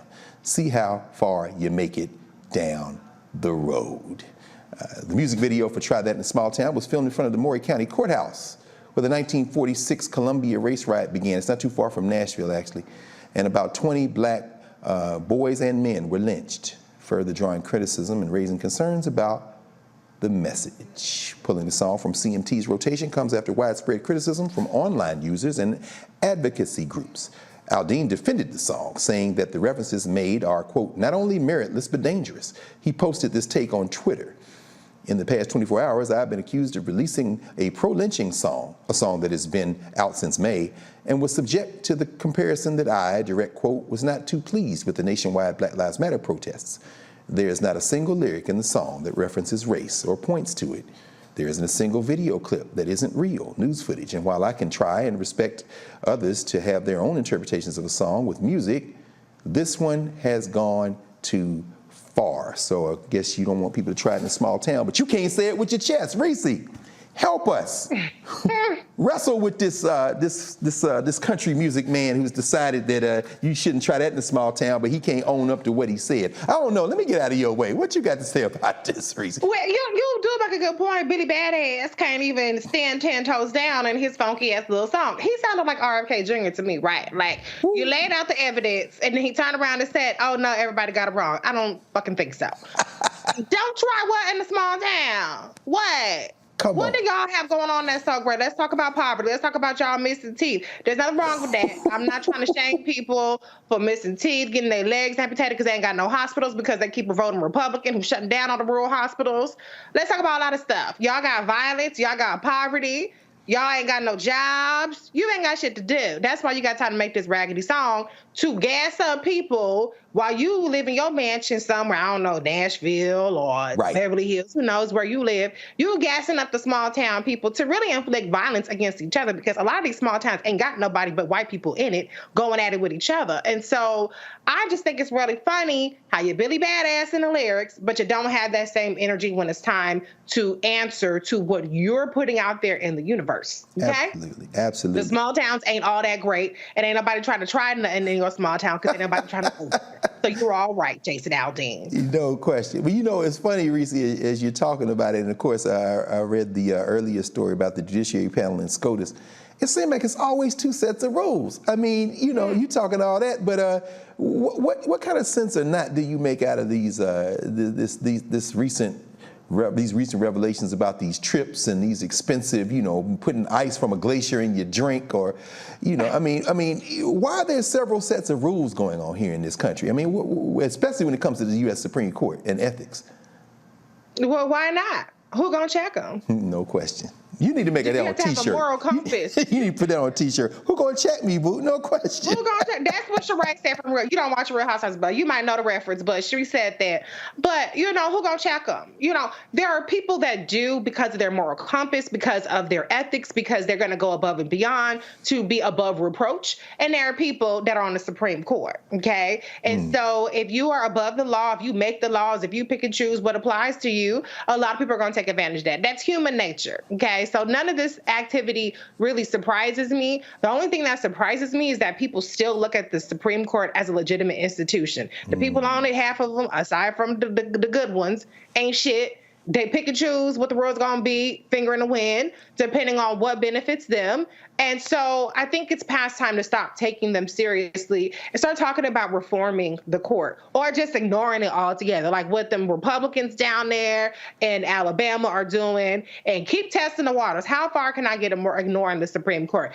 Don't worry about the whole it's going to be chaos and this, rule of law, blah, blah, blah. The rule of law don't mean shit to Republicans. It's about time that we start recognizing that it's only being used to subjugate and keep us in the same place while they run all over us. Absolutely. Dr. Brown, it's funny listening to Reese walk through that and raise this issue that these folks are not going to back off unless we make them.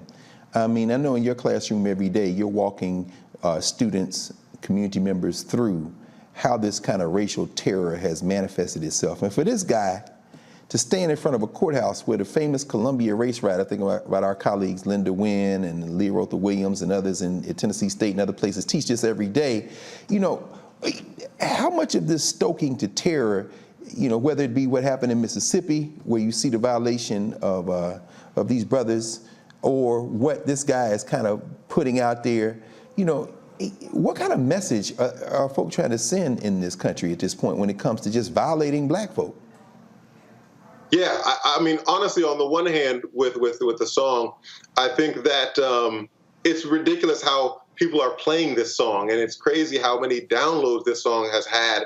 And I think that's really appalling and really an indictment on our society on that hand. On the other hand, I wish he was 10 toes down with this. I wish he did literally just come out and say how you feel. Come on. So that we know and we understand. And it's blatantly clear where you stand so we know what category to put you in and we know what's really going on. I think it will help a lot of black folks see the light if these folks were just blatant about it, but instead they're throwing rocks and then hiding their hands afterwards. And what's really happening is they're coding this message, coding this song so that people can play it outright and say, oh, it's not racist, even though there are clear racial undertones and some overtones when you're talking about you're not going to make it out of this town. Like that is a clear reference to lynching, right? And so on the one hand, I think it's crazy how people are still playing this. On the other hand, thank you for showing us who you are, so I know not to mess with you. No question. No question, Doc. No question. It really is something, isn't it? I mean, almost 6 million views in 6 days on YouTube, growing his base, no question. But, you know, you're talking about a small town. I wish you could have been out there on the stage on LA in Saturday with Chuck D and Melina Abdullah and our brother Faraji Muhammad, who was covering it out there at the Black Star Network, Cornel West, Tavis Smiley, and thousands of black folk from all over standing there. Why don't you come get on this stage and say that in Lamert Park, bruh? But since you can't say it with your chest, I guess you can't really be bothered with that. So we're going to come back with our final segment in a moment. You're watching Roland Martin Unfiltered on the Black Star Network. We'll be right back.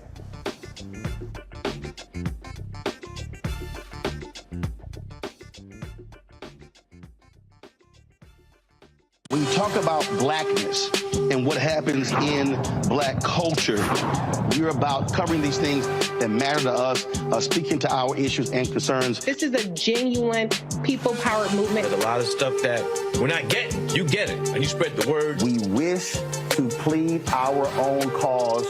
Too long have others spoken for us. We cannot tell our own story if we can't pay for it. This is about covering us. Invest in black-owned media. Your dollars matter. We don't have to keep asking them to cover our stuff. So please support us in what we do, folks. We want to hit 2,000 people, $50 this month, raise $100,000. We're behind 100,000, so we want to hit that. Y'all money makes this possible. Checks and money orders go to P.O. Box 57196, Washington, D.C. 20037-0196. The Cash App is $RM Unfiltered. PayPal is R Martin Unfiltered. Venmo is RM Unfiltered. Zelle is roland@rolandsmartin.com. For decades, the tobacco industry has deliberately targeted black communities and kids with marketing for menthol cigarettes. It's had a devastating impact on black health. Tobacco use claims 45,000 black lives every year. It's the #1 cause of preventable death. In the 1950s, less than 10% of black smokers used menthol cigarettes. Today, it's 85%. Menthol cools and numbs the throat, making it easier for kids to start smoking. Menthol also increases addiction, making it harder for smokers to quit. Menthol cigarettes are a big reason why black Americans have a harder time quitting smoking and die at higher rates from smoking-related diseases like cancer, heart disease, and stroke. It's time to stop big tobacco from profiting off black lives. An FDA ban on menthol cigarettes will improve black health, save lives, and protect future generations from addiction. Learn more at tobaccofreekids.org/ban menthol. Carl Payne pretending to be Roland Martin. Holla! You ain't got to wear black and gold every damn place, okay? Ooh, I'm an alpha, yay. All right, you're 58 years old. It's over. And you are now watching Roland Martin Unfiltered. Uncut, unplugged, and undamn believable.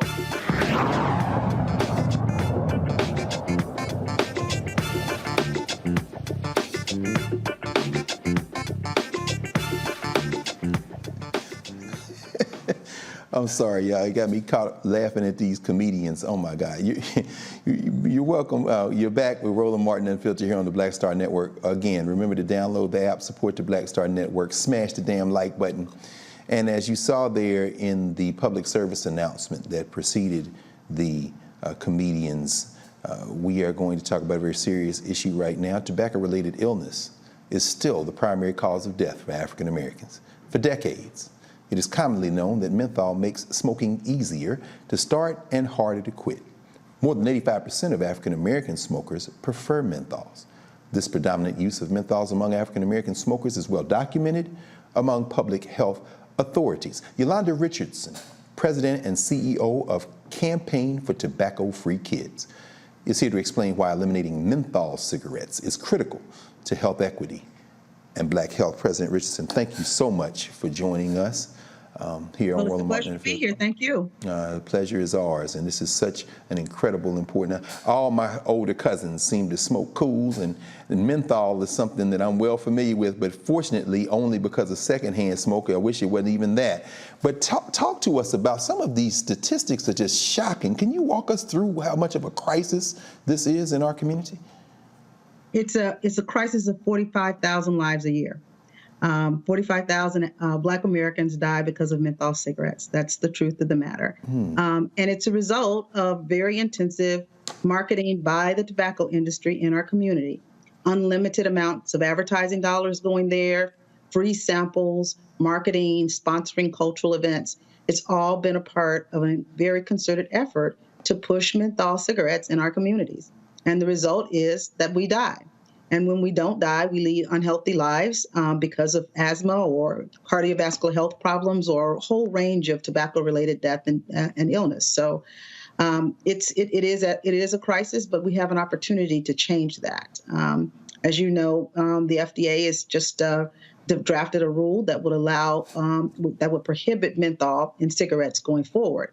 Now, what we have to do as a community is to get them to release that rule and then to enforce it. Absolutely. I mean, again, just, thinking about the policy changes we have to make and thinking about the addictive nature of this. Any thoughts on, the relationship between marketing and this type of crisis? I remember many years ago reading Manning Marable's book, How Capitalism Underdeveloped Black America, and he talks about how the soda companies marketed red pop and orange pop, and then these question of colors. And then I think about even young people. I saw a lot of Black and Miles around in LA. I see them on the streets of Philly, here in DC. And in the report, it talks about how these young people are smoking these flavored kind of things. I mean, how much, what's the nexus between advertising and addiction and these marketing these flavors in Black communities? Is there something to that? Well, there's an absolute causal link. And, the more they market in our communities and the more they put the products in our community, the more accessible they are. The images have been that, smoking cigarettes is cool. It's something that they encouraged young people to do. And then it's just everywhere in our communities. I can remember many occasions when I went to Black cultural events and there were free samples everywhere of menthol cigarettes, handouts. They also make sure that the prices are low in our community. So it is an aggressive marketing effort to addict us and to keep us addicted. And therefore, the consequence of that very much is increased rates of ill health in our community and death. It's as simple as that. Yes, ma'am. We're going to go to our panel. And Dr. Brown, any questions for Yolanda Richardson, President and CEO of Campaign for Tobacco-Free Kids? Yeah, I do have a question. When it comes to when we see the disparities of people that are addicted to these cigarettes and smoking menthol cigarettes, is there any type of, I would say, could we sue these tobacco companies the way in which we've seen in the past? We've seen different people who are addicted to tobacco be able to sue, and I'm sure these tobacco companies have then restructured themselves. But given the disproportionate sort of rates in which Black people are addicted to menthol specifically, is there anything we can do in that realm? Well, I think we have an immediate and short-term sort of approach to this, and that is really to put pressure on FDA to get them off the market. That's the most important and short-term and most effective thing that we can do. The rule is drafted, it's ready for release, and we should just continue to pressure FDA to do it. When the law was crafted in 2009, it specifically exempted menthol while it banned other flavored tobacco products. And so we have for 17 years since 2009 let menthol cigarettes stay on the streets while the tobacco industry has continued to target our community, other vulnerable communities, but specifically our community. And we have a very, very immediate way to address this problem. And so it requires our political leaders to step up and say, this has to be done, and it needs to be done now. Thank you, Dr. Reese. Please, the floor is yours. Yes, I'm skeptical of the counter argument to this ban. Most of it being rooted in the criminal justice argument that this will criminalize Black people more frequently, even though the ban doesn't call for individual enforcement. For people who might be swayed by that argument, what is your answer to that particular argument? Well, I would say that menthol cigarettes are the leading cause of death for Black people. And I would say that 45,000 Black people die every year. And I would say that we can walk and chew gum. We can continue to speak out against over-policing in our communities. It's absolutely critical that we do so. But we can also say that we do not want these products in our community because they kill too. And they kill at a much higher rate. And I just think that many in our community aren't aware at the deliberate efforts of the tobacco industry to put these products in our community. I think that would give people much more pause if they knew how much this was a concerted effort to keep us addicted. And it's as much a civil rights issue as anything else that we face, because we don't need to be dying because the tobacco industry has decided that we're an easy target audience. And it's as simple as that, I think. Thank you. Perfect. Absolutely. Ms. Richardson, I hope you don't mind if I ask a question or two as it relates to how we might look at this in a global context. I know you've done a lot of work globally between Africa and some other things. Are there connections as these tobacco companies attempt to pivot in terms of their profit margins? I mean, could you help put this in an international context even? Yeah, very smart question. As you probably heard, saw from my bio, I spent the largest part of my career working on global issues. And at the campaign, I specifically oversaw our global programs. And so what clearly happened, and it's in all of the the annual reports and marketing materials of the tobacco industry, that when regulation tightened in richer countries, they started looking for markets overseas. And they started targeting countries where there were not great regulatory schemes in place and where they knew that they would be underregulated. And that's been very successful. So the largest number of smokers exists most in Asian countries just because of the large numbers. But we have been, over the last several years, also focused on Africa because we wanted to make sure that they didn't dump all of their products in Africa when their markets started to dry up in Europe and in the United States. So we've been trying to be on the front end of that epidemic. And in many ways, we've made some real strides because, fortunately, Africans did not smoke at the same rates as other parts of developing worlds. So we feel really good about that. But it's an ongoing value. They're going to be always looking for new markets. And if they can't find new markets, they'll just continue to try to addict our kids. So we need to remain vigilant both here and abroad to make sure that they don't have an opportunity to keep marketing these products. There just isn't any upside to cigarettes. No question, no question. Yeah, there was one thing that I mean, in reading through the kind of short white paper from the CDC, how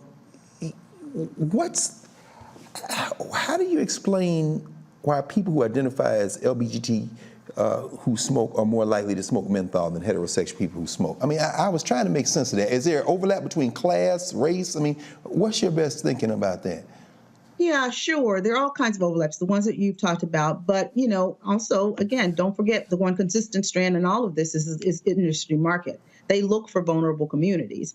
And communities that have stressful existence are often more likely to smoke. And so, therefore, what is the tobacco industry going to do? They're going to go to those communities where they feel that there's vulnerabilities and try to move the market for their products because they feel like those communities would not be wouldn't have the resources or the information systems, et cetera, that would protect them.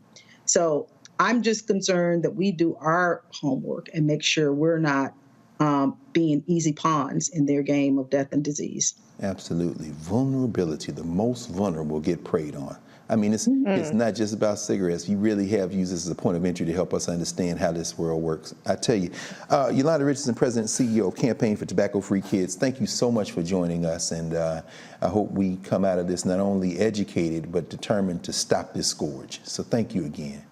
Thank you so much. I appreciate it. Absolutely. Take good care. Oh, thank you. Night. You as well.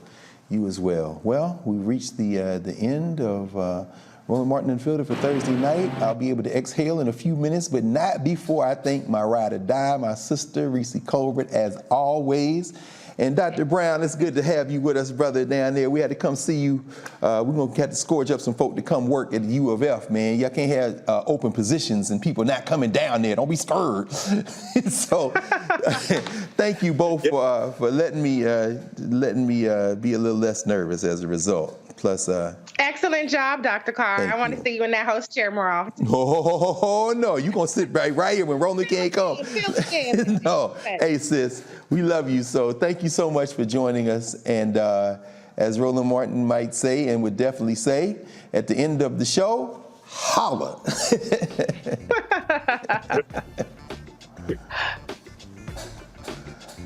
Folks, Black Star Network is here. Oh, no punches! I'm real revolutionary right now. Support this man, Black Media. He makes sure that our stories are told. Thank you for being the voice of Black America, Roland. Stay black. I love y'all. All momentum we have now, we have to keep this going. The video looks phenomenal. See, there's a difference between Black Star Network and Black-owned media and something like CNN. You can't be Black-owned media and be scared. It's time to be smart. Bring your eyeballs home. You dig? Pull up a chair. Take your seat. The Black Tape with me, Dr. Greg Carr, here on the Black Star Network. Every week, we'll take a deeper dive into the world we're living in. Join the conversation only on the Black Star Network. Hi, I'm Dr. Jackie Hood Martin, and I have a question for you. Ever feel as if your life is teetering and the weight and pressure of the world is consistently on your shoulders? Well, let me tell you, living a balanced life isn't easy. Join me each Tuesday on Black Star Network for A Balanced Life with Dr. Jackie. We're all impacted by the culture, whether we know it or not. From politics to music and entertainment, it's a huge part of our lives, and we're going to talk about it every day right here on The Culture with me, Faraji Muhammad, only on the Black Star Network. I'm Deborah Owens, America's Wealth Coach, and my new show, Get Wealthy, focuses on the things that your financial advisor and bank isn't telling you, but you absolutely need to know. So watch Get Wealthy on the Black Star Network.